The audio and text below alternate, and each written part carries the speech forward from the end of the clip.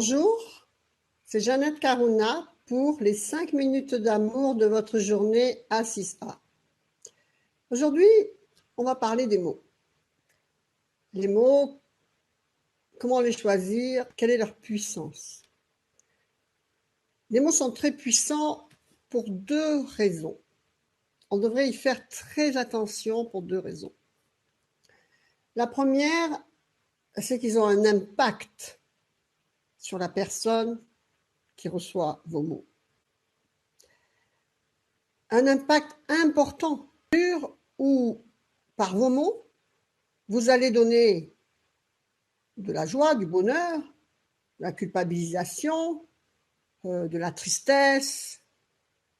Tout un état émotionnel va être réceptionné par rapport aux mots que vous allez envoyer à cette personne.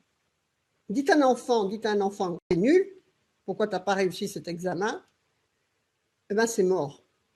Il s'impacte de cette réception qu'il est nul. Surtout quand la personne qui envoie ces mots, les mots, est important pour la personne qui les reçoit. Par exemple, si c'est un parent, un mentor.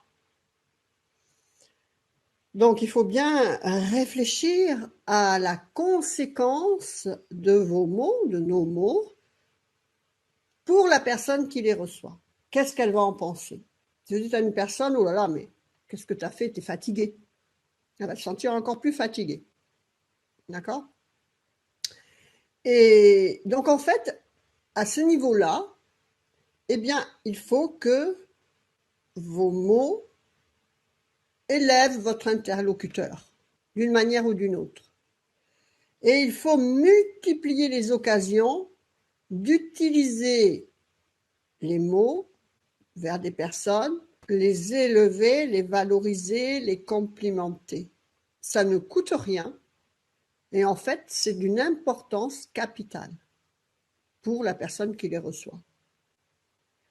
Comme dans un couple, hein, ben, si vous dites à votre conjointe, t'es belle, t'es beau, merci pour ça, ton repas était bon, imaginez l'impact par rapport à aucune réaction ou pourquoi t'as mis ça aujourd'hui.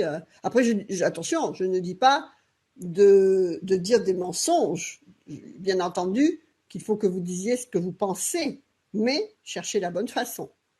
Et surtout, l'impact que ça a sur la personne, je le redis.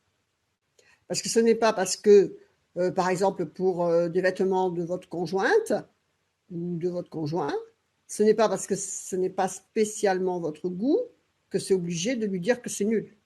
Il faut respecter le goût de chaque personne aussi. Vous pouvez lui dire, bon, écoute, moi, c'est pas mon truc préféré, mais bon, ça te va. Ou ça te va pas, évidemment, mais bon. Enfin bref, vous voyez ce que je veux dire. Toujours penser à la manière de le dire et à l'impact que ça va avoir sur la personne. Et la deuxième chose, parce qu'en fait, vos mots, un sage indien dit bien que c'est de la dynamite, dans la mesure où ils sont actifs. Donc, sur la personne qui les reçoit et, d'une autre manière, sur vous-même. Tous les mots que vous employez sont créateurs. Donc, si vous passez votre temps à critiquer et à dévaloriser des personnes, vous pouvez être certain et certaine que ça va vous revenir dans vos situations de vie où vous allez être critiqué et dévalorisé. Donc, il faut y penser. Et ensuite, il y a les automatismes. C'est pire, quelle misère, c'est trop beau, c'est trop bon, tout ça. Eh bien, c'est créateur et donc vous enclenchez une dynamique de misère, de pire, d'arrêt du bon puisque c'est trop, ou du beau. Voyez? Donc, à bien réfléchir, conscientiser toujours à choisir vos mots et l'impact que ça va avoir pour les autres et pour vous. Je sais, il faut passer son temps à réfléchir à ce que l'on fait, ce que l'on dit, ce que l'on pense et ce que l'on ressent. Mais c'est dans la conscientisation que vous mettrez en place une ambiance de vie agréable pour vous et pour les autres. D'accord? C'était les 5 minutes d'amour de votre journée. Faites vivre l'amour, la joie, le sourire, la lumière et les bonnes paroles dans votre cœur et dans votre bouche et dans votre vie. Et vous le reflèterez à l'extérieur pour votre propre monde et celui de votre entourage pour leur plus grand bonheur. Que votre vie soit belle. Namasté, je vous embrasse. Au revoir.